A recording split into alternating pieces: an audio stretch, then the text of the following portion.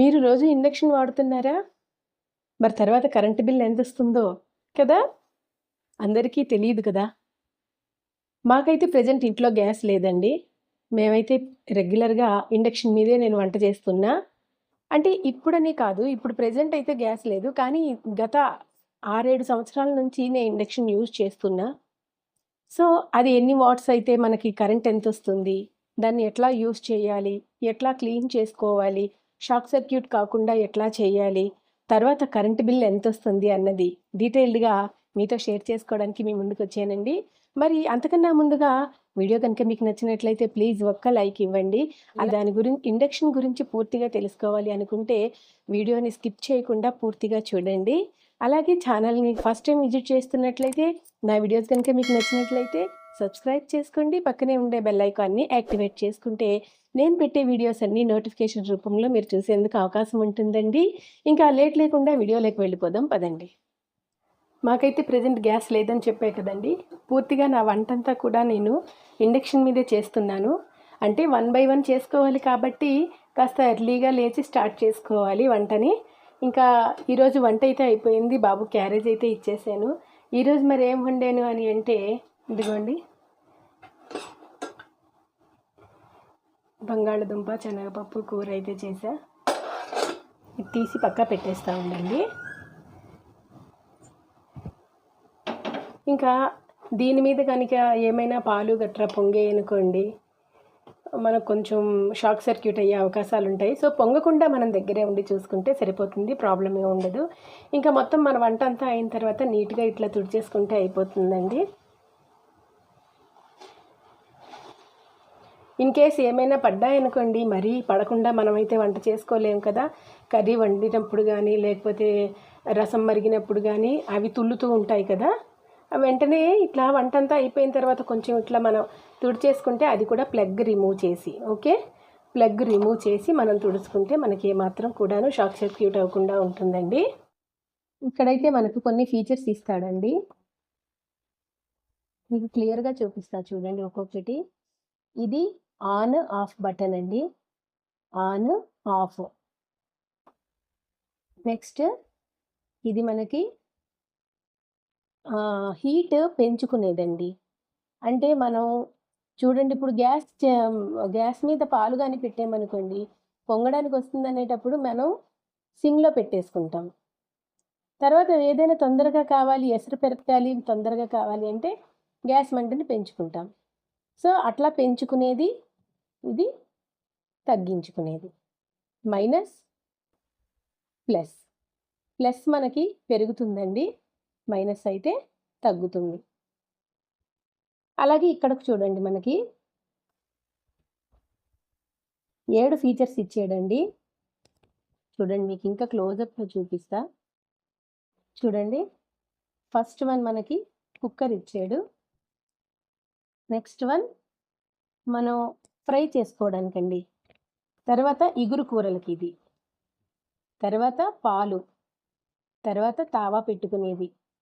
తర్వాత deep fry అంటే మనం ఆయిల్ పెట్టి పూరీలు వడలు అట్లా చేస్తాం కదండి, డీప్ ఫ్రై చేసుకునేది. అండ్ తర్వాత ఇది ఇడ్లీదన్నమాట. మొత్తం 7 ఫీచర్స్ అయితే ఇక్కడ ఇచ్చాడండి. ఈ 7 ఫీచర్స్ని మనం చక్కగా యూజ్ చేసుకోవచ్చు. అంటే ఇంకేం కాదండి, మనం ఇప్పుడు ఏదైనా ఫ్రై చేసామనుకోండి, డీప్ ఫ్రై, మనకు కాస్త మంట ఎక్కువ కావాలి. సో అప్పుడు మంట ఎక్కువ కావాలి అంటే ఇదిగోండి ప్లస్, దీన్ని ఇంక్రీజ్ చేసుకోవాలన్నమాట. ఇది 1800 వాట్స్ అండి, ఇది పిజియాన్ కంపెనీది. సో 1800 వాట్స్, నేను 1800లో పెడతాను ఏదైనా డీప్ ఫ్రై చేయాలి అని అంటే. అలాగే మనం ఫ్రై కర్రీస్ చేసుకోవాలనుకోండి, సిమ్లో పెడతాం, ఎందుకంటే అడుగు మాడకూడదు కాబట్టి. సో అలాంటప్పుడు ఇదిగోండి స్టార్ట్ చేసుకునేది. అప్పుడు ఏం చేయాలంటే ఇక్కడ మైనస్ ఉందిగా, ఈ మైనస్ని మనం ప్రెస్ చేసుకుంటే ఇది 400 నుంచి 1800 వరకు ఉంటుందండి. సో నేనైతే 400లో పెట్టేస్తా. సిమ్ అంటే చాలా తక్కువ అన్నమాట టెంపరేచర్. అప్పుడు మనం నీట్గా ఫ్రై చేసుకోవడానికి అవకాశం ఉంటుందండి, అడుగు మాడకుండా చేసుకోవచ్చు. ఇది పెంచేది, ఇది తగ్గించుకునేది. ఇంకా మనకి టైమర్ కూడా ఉందండి. ఇదిగోండి ఇక్కడ పక్కన చూపిస్తా చూడండి. ఇదిగోండి టైమర్ కూడా ఇచ్చాడు మనకు. అంటే ఆ టైం మనకు చూపిస్తుంది. ఇప్పుడు మనకు అర్జెంట్ పని ఉంటుందండి, ఆ టైమర్ కనుక మనం సెట్ చేసుకుంటే ఆ టైం అయ్యేటప్పటికి అది ఆఫ్ అయిపోతుందండి. అండ్ అలాగే ఇది వోల్టేజ్ అన్నమాట. అంటే మనకి పవర్ ఎక్కువ తక్కువ అవుతూ ఉంటుంది కదండి, వోల్టేజ్ కూడా ఇది మేనేజ్ చేసుకుంటుందన్నమాట. అంటే ఎక్కువ వచ్చినప్పుడు మనకి కాయిల్ కాలిపోకుండా ఉంటుంది. అలాగే తక్కువ వచ్చిందనుకోండి మనకి బర్న్ అవ్వకుండా ఆ ఛాన్స్ లేకుండా బ్యాలెన్స్‌గా మనకి కరెంట్ సప్లై అన్నది చేస్తుంది. సో, ఇది వోల్టేజ్ టైమర్. ఇక్కడ కనిపిస్తున్న నంబర్స్ మనకి 400 నుంచి 1800 వరకు. ఇది 1800 వాట్స్ అన్నమాట. దీనికి నాకు 1 ఇయర్ వారంటీ ఇచ్చాడండి. ఇది పిజియాన్ కంపెనీదండి. పిజియాన్ కంపెనీది నేను వాడుతున్నా. దీనికి 1 ఇయర్ వారంటీ ఇచ్చాడు. సో, నేను వాడుతున్నా అంటే ఇంతకుముందు నేను ప్రెస్టీజ్ వాడానండి. అది ఒక 4-5 ఇయర్స్ బాగా కంటిన్యూగా వాడాను. తర్వాత దానికి కొంచెం రిపేర్ వచ్చింది. ఇంకా నేను పిజియాన్ తీసుకున్నా మళ్ళీ.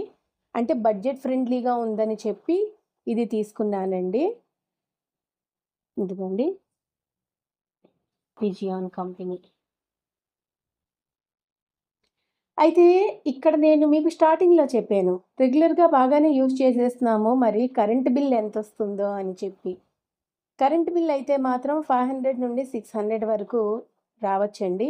నేను యూజ్ చేస్తున్నా కాబట్టి నేను అనుభవపూర్వకంగా చెప్తున్నానండి.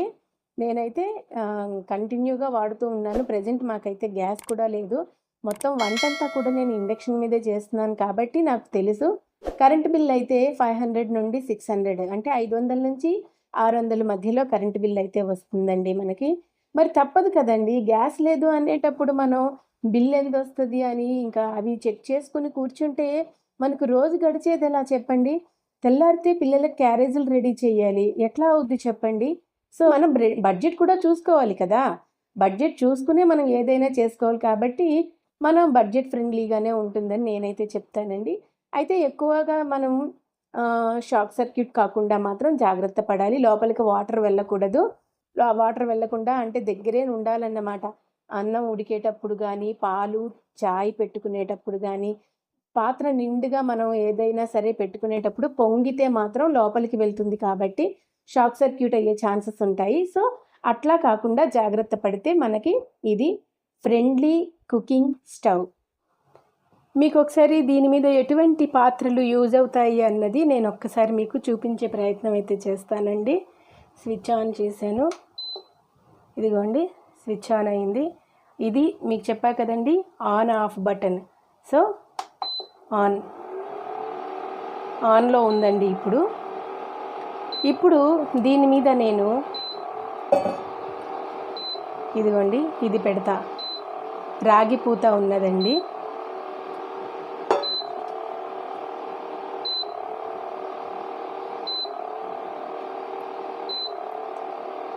ఇది యూజ్ అవ్వదండి.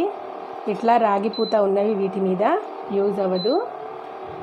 తర్వాత నాన్ స్టిక్ ప్యాన్ పెడతానండి. Non stick pan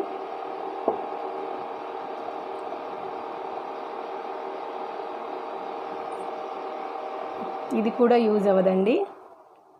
non stick pan కూడా దీని మీద యూజ్ అవ్వదు. ఎందుకంటే ఇది ఇండక్షన్ బాటమ్ కాదు. సో, ఇది కూడా యూజ్ అవ్వదు. ఇడ్లీ కుక్కర్ పెడతానండి స్టీల్ది. చూసారుగా ఆన్ అయింది. సో, స్టీల్ మనకి పర్ఫెక్ట్ అన్నమాట. స్టీల్ యూటెన్సిల్స్ అయితే మాత్రం కంపల్సరీగా ఇది యూజ్ అవుద్ది.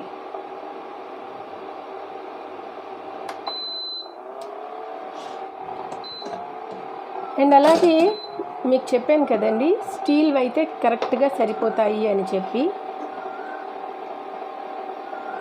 పూర్తిగా మనం పెట్టేటటువంటి స్టీల్ పాత్ర ఇలా రావాలండి.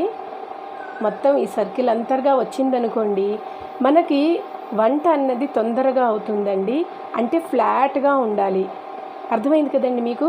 సర్ఫేస్ అంటే ఈ దిగువ ఉండే సర్ఫేస్ మనకి ఫ్లాట్గా ఉంటే మొత్తం ఈ ఇండక్షన్ మీద ఉండేటటువంటి ఈ సర్కిల్ అంతా కూడాను కవర్ అవుతుంది. మొత్తం అంతా కూడాను ఒక్కసారి మనకి హీట్ అందుతుంది. మనం చేసే వంట కూడా తొందరగా అవుతుందండి. ఇండక్షన్ వాడుతున్నాం, కరెంటు బిల్ ఎంత వస్తుందో బాబోయ్, ఇదే కదండి. ఓకే, కరెంటు బిల్ అయితే ఏమి ఎక్కువ రాదండి. 500 ఆ లోపే వస్తుంది. 500 నుంచి 600 ఆ లోపే వస్తుంది, కానీ అంతకు మించి రాదండి. దాని గురించి మాత్రం ఎవరు కూడా ఫికర్ పడద్దు. ఇదైతే బెస్ట్, ఇండక్షన్ అయితే బెస్ట్ ఆప్షన్ అని చెప్తానండి నేను. ఓకేనండి, మరి ఇది ఈరోజు వీడియో మరి మీకు నచ్చిందనే అనుకుంటున్నా. వీడియో కనుక నచ్చినట్లయితే ప్లీజ్ ఒక్క లైక్ ఇవ్వండి.